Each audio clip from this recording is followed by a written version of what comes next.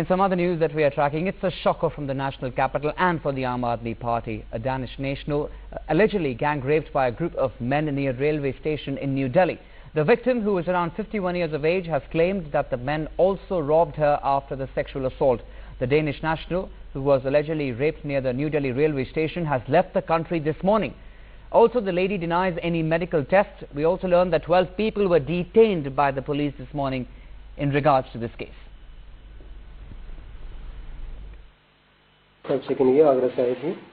ये गए थे कहीं नेशनल म्यूजियम गए थे घूमने के लिए। वो लोग वापसी मारने में वो रास्ता कहीं भटक गए। उनमें 5 लड़के मिल गए कोई, ठीक है। तो उन्होंने पता नहीं क्या उन्होंने सुनाया कुछ, उन्होंने सारे पैसे ऐसे सबको दे दिए। कुछ यूरो थे उनके पास 700-800 यूरो और उनका कार्ड वगैरह, ATM कार्ड वगैरह, और बेहोश हो गए। उनको होश आया, उनके पैसे सब ले लिए। उनके साथ फिजिकल असॉल्ट भी से हो रहा है। Well, the latest shocker comes as yet another question on the handling of the newly elected Arvind Kejriwal government. Remember, one of the key promises made by the Aam Aadmi Party in the run-up to the assembly elections was enhanced security for women in the national capital. Yet it seems that even with a new government in place, nothing has changed for New Delhi. On the 4th of January this year, a 33-year-old Polish national allegedly raped by a cab driver on the highway. On the 10th, a teenage girl allegedly gang raped by 3 auto rickshaw drivers in East Delhi. And today is the case now, the third horror that has come up under Kejriwal's government.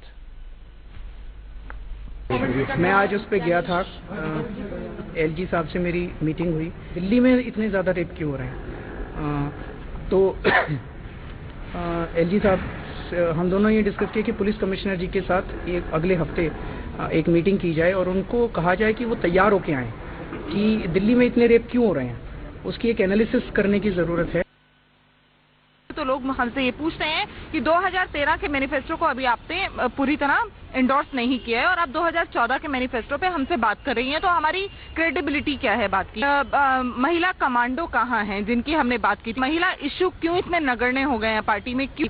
पर बिना issues को address किए हम दूसरे पहलू पे जा रहे हैं, जो कि मुझे थोड़ा सा शॉकिंग लग रहा है। और मुझे ये लग रहा है कि जिन लोगों के वोट बैंक पे हम यहाँ तक पहुंचे हैं उनके साथ जस्टिफाइड नहीं है ये।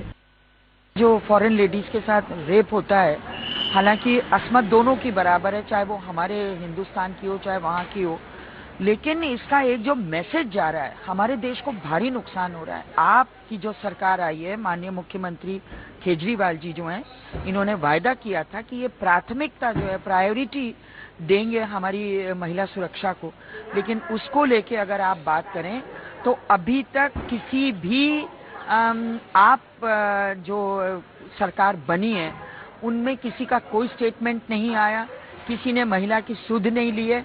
और मैं आज इसकी तहकीकात करवाऊंगी कि ये मामला कहां तक पहुंचा, गिरफ्तारियां हुई कि नहीं हुई, गैंगरेप में कौन कौन शामिल थे, ये आज मैं पता करूंगी।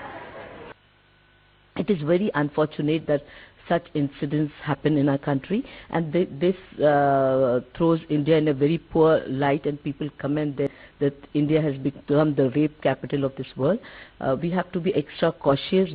There has to be the entire society, police, politicians have to make extra efforts to ensure that we change the mindset of the men in our country so that such incidents do not happen and we make India a rape-free country.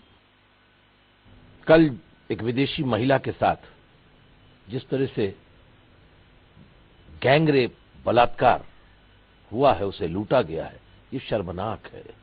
एक तरफ विज्ञापन चल रहा है अतिथि देवो भव, और दूसरी तरफ महिलाओं के साथ ये अभद्रता।